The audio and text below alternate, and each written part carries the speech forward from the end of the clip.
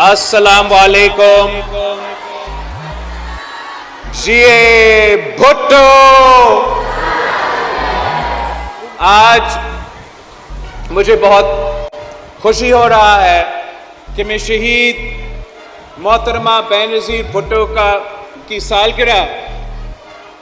اپنے کراچی کے عوام کے ساتھ منا رہا ہوں۔ جیسے آپ سب کو معلوم ہے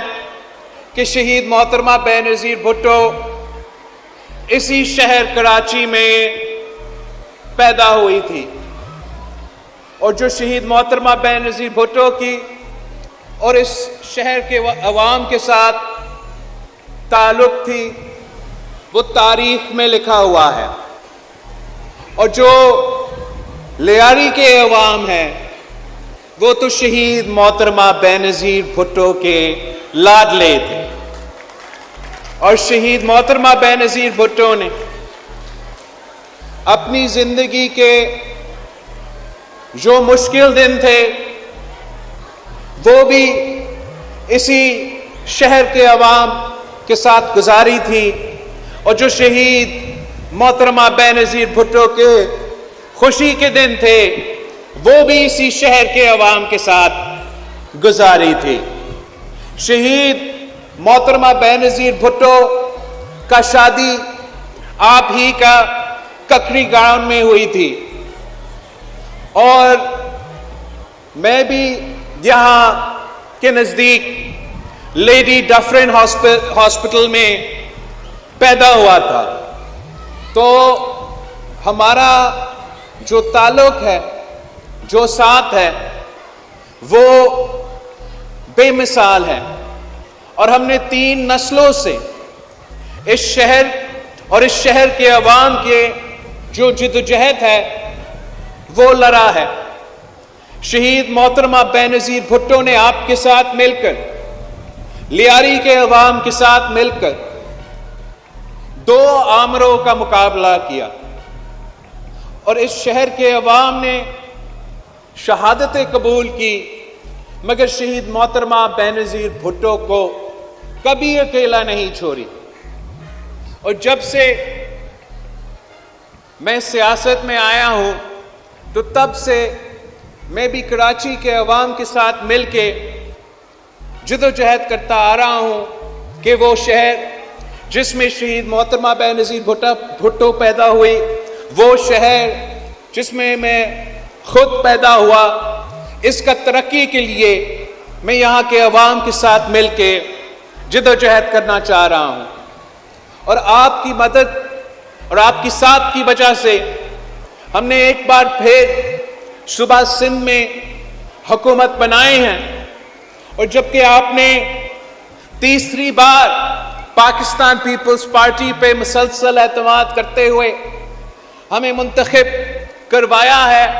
وہیں ہم نے اب محنت کر کے اپنے آپ کے امیدوں کے مطابق کام کرنا ہے۔ اور میں نے وزیر اعلیٰ سندھ مراد علی شاہ صاحب سے خاص طور پہ جو کراچی کے عوام کی مسائل ہیں ان کی طرف توجہ دینے کا زور دیا ہے، اور میں وزیر اعلیٰ سندھ اور ان کی ٹیم کا شکر گزار ہوں کہ جب سے وہ ایک بار پھر منتخب ہو کر آئے ہیں تو آہستہ آہستہ کچھ جو ایسے مسائل انٹرم گورنمنٹ کے دوران پیدا ہوئے وہ اب ایڈریس ہوتے جا رہے ہیں۔ ہمارے ہاں جو امن کا مسئلہ ہے اس پہ وزیر اعلیٰ اور اپنی ٹیم دن رات محنت کر رہے ہیں، ہمیں ریزلٹس بھی نظر آ رہے ہیں، اور امید ہے کہ آگے اس میں بھی بہتری آئے گی۔ ہم نے وزیر اعلیٰ سندھ سے ریکویسٹ کیا ہے کہ کراچی کا پاپولیشن بڑھتا جاتا ہے اور یہاں کے وسائل کم ہوتے ہیں۔ ہمارے پاس جو پینے کا پانی ہے وہ کراچی کی جو بڑھتی ہوئی پاپولیشن ہے، جو بڑھتی ہوئی آبادی ہے، اس کے لیے ناکافی ہے۔ تو وزیر اعلیٰ سندھ نے مجھے یقین دہانی دلائی ہے کہ اپنی بجٹ میں جو ہب ڈیم سے وہ منصوبہ لے کر آ رہے ہیں تاکہ کراچی کو مزید پانی ملے اور ہم اپنے عوام کا یہ بنیادی مسئلہ میں کوئی بہتری لے آ سکے۔ اس کے ساتھ ساتھ جو ملک بھر میں ہمارا لوڈ شیڈنگ کا مسئلہ ہے، خاص طور پہ پورے صوبہ سندھ میں، صوبہ بلوچستان میں، جنوبی پنجاب میں اور پختونخوا میں 18 گھنٹے 16 گھنٹے کے لوڈ شیڈنگ ہوتا ہے، اور جب عوام کو بل ملتا ہے تو وہ بل بھی وہ ادا نہیں کر سکتے۔ پاکستان کے عوام کا اعتماد وفاق کے ان اداروں پہ جو بجلی پہنچاتے ہیں ان پہ اٹھ رہے ہیں، تو ہم نے سوچا کہ ہم اپنا بھی ایک ایسا منصوبہ لے کر آئیں جس میں ہم خاص طور پہ غریب عوام کو اس مسئلہ میں مدد دے سکے۔ تو وزیر اعلیٰ سندھ نے ہمارا منشور کے مطابق اس بجٹ میں ایک نیا منصوبہ شروع کرے گا جہاں سے انشاءاللہ تعالی ہم غریب عوام کو مفت سولر کا فیسلٹی دیں گے تاکہ ان کو لوڈ شیڈنگ سے کوئی ریلیف مل سکے، اور جو وہ لوگ افورڈ کر سکتے ہیں ان کے لیے بھی انشاءاللہ تعالی ہم سبسڈائز ریٹ پہ سولر پینلز پرووائڈ کریں گے تاکہ ان کا بھی جو لوڈ شیڈنگ کا مسئلہ ہے اس میں کوئی بہتری آئے۔ ہمارا پہلا بجٹ میں اس منصوبہ کو ہم آہستہ آہستہ شروع کریں گے، اور انشاءاللہ تعالی 5 سال بعد ہم صوبہ بھر میں اس منصوبہ کو پھیلائیں گے، اور یہاں کے عوام کو جن سے ہم نے الیکشن میں وعدہ کیا اس وعدہ پہ عمل درآمد کرنے کی کوشش کریں گے۔ اس کے ساتھ ساتھ جیسے آپ سب کو معلوم ہے، پاکستان کے عوام کا سب سے بڑا مسئلہ، پاکستان کے نوجوانوں کے سب سے بڑا مسئلہ روزگار کا مسئلہ ہے، اور انشاءاللہ تعالی آپ کا سندھ حکومت دن رات محنت کرے گی کہ ہم ایسے منصوبے لے کر آئیں جس سے اس صوبے کے عوام اور اس صوبے کے نوجوانوں کو روزگار کے مواقع ملیں اور وہ اپنا ترقی کا بندوبست کر سکے۔ شہید محترمہ بے نظیر بھٹو کے بارے میں مشہور تھی کہ شہید بی بی آئے گی تو روزگار لائے گی، اور جبکہ شہید محترمہ بے نظیر بھٹو کی حکومت اس صوبے میں موجود ہے، ہمیں انشاءاللہ تعالی لیاری کے عوام کے لیے، کراچی کے عوام کے لیے، پورے صوبے کے عوام کے لیے محنت کریں گے کہ ہم ایسے منصوبے لے کر آئے جس سے آپ کو روزگار کے مواقع ملیں۔ ہم محنت کریں گے جو تمام حکومت کے جو روزگار کے موقع موجود ہے، مگر کسی نہ کسی عدالت کا سٹے آرڈر کی وجہ سے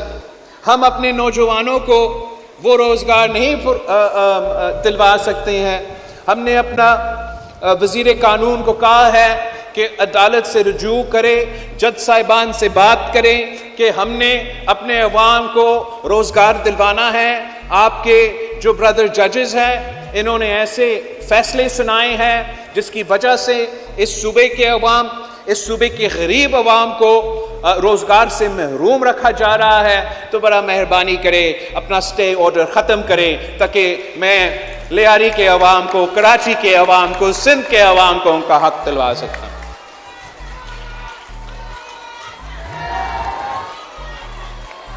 ساتھیوں، ہم نے مل کے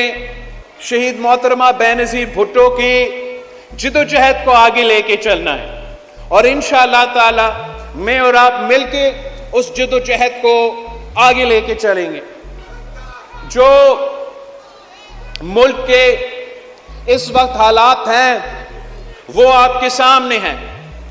معاشی طور پہ ملک کے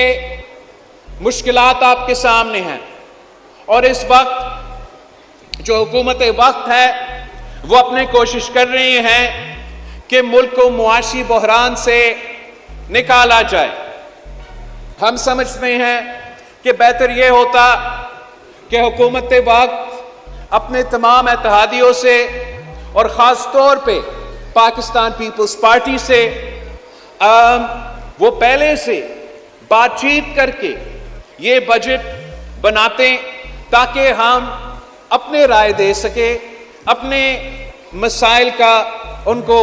بتا سکے کہ ہمارے اپنا ایک کانسٹیٹیوئنسی ہے، ہمیں اس ملک کے غریب عوام ووٹ دلواتے ہیں، چاہے وہ مزدور ہو، چاہے وہ کسان ہو، چاہے وہ سفید پوش طبقہ ہو۔ اور جب آپ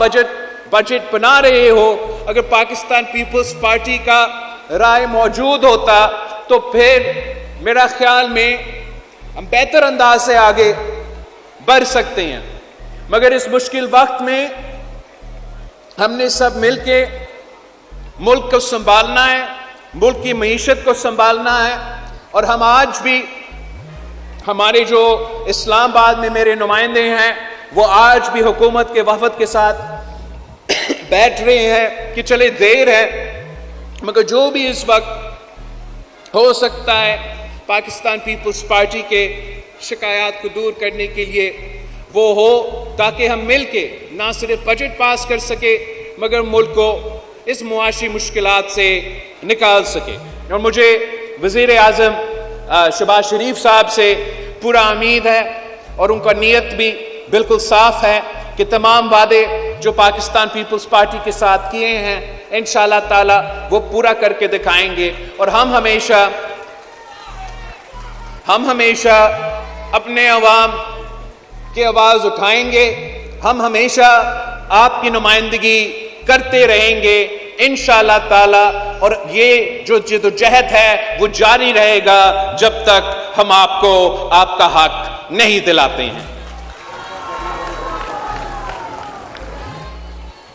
جہاں ایک طرف معاشی مشکلات ہیں وہاں دوسری طرف سیاسی طور پہ بھی ایک ایسا بحران پیدا ہوا ہے جہاں نفرت کی سیاست عروج پہ ہے، اور جب ہم اسلام آباد جاتے ہیں تو وہاں کے سیاستدان ایک دوسرے سے ہاتھ ملانے کے لیے تیار نہیں ہوتے، آپس میں بات کرنے کے لیے تیار نہیں ہوتے۔ اب چاہے آپ حکومت میں بیٹھے ہو یا چاہے آپ اپوزیشن میں بیٹھے ہو، ہمارا فرض ہے، ہمارا کام ہے کہ ہم پاکستان کے عوام کا نمائندگی کریں، پاکستان کے عوام کا مسائل حل کریں۔ تو ہم ایک بار پھر زور دیتے ہیں ان تمام سیاسی جماعتوں کو جو اپنے انا کی وجہ سے، اپنا ذاتی مسئلے کی وجہ سے پاکستان کو نقصان پہنچا رہے ہیں، پاکستان کی معیشت کو نقصان پہنچا رہے ہیں، ہمارے پورے معاشرے میں یہ نفرت کی سیاست پھیلا رہے ہیں، کہ ان کو پارلیمان میں ایک مثبت کردار ادا کرنا چاہیے، جمہوری قوتوں سے بات کرنا چاہیے تاکہ ہم اپنا جمہوری نظام کو بہتر بنا سکتے ہیں، فعال بنا سکتے ہیں۔ اور وہ جو پارلیمان جس کے لیے میرے لیاری کے عوام نے شہادتیں قبول کی ہیں، جس کے لیے پاکستان بھر کے عوام نے شہادتیں قبول کی ہے، جس دن ہم پارلیمان کو طاقتور بنا دیتے ہیں، جس دن تمام سیاسی جماعتیں ایک ہو کے یہ فیصلہ کرے کہ پارلیمان وہ ادارہ ہے جہاں سے ہم پاکستان کے عوام کا مسائل حل کریں گے اور آپس کا لڑائیاں نہیں لڑیں گے، تو تب آپ دیکھیں گے کہ ہمارا چاہے وہ معیشت کا مسئلہ ہو یا جو بھی مسئلہ ہو، تب ہم وہ مسائل کا ویسے حل نکال سکتے ہیں جیسے آپ امید کرتے ہو۔ میں ایک بار پھر آپ سب کا شکر گزار ہوں کہ آج ہم نے ساتھ مل کے شہید محترمہ بے نظیر بھٹو کی سالگرہ منائی ہے، اور یہ وہ تمام قوتوں کے لیے ایک پیغام ہے جو سوچ رہے تھے کہ شہید محترمہ بے نظیر بھٹو کو شہید کر کے وہ پاکستان پیپلز پارٹی کو ختم کر سکتے۔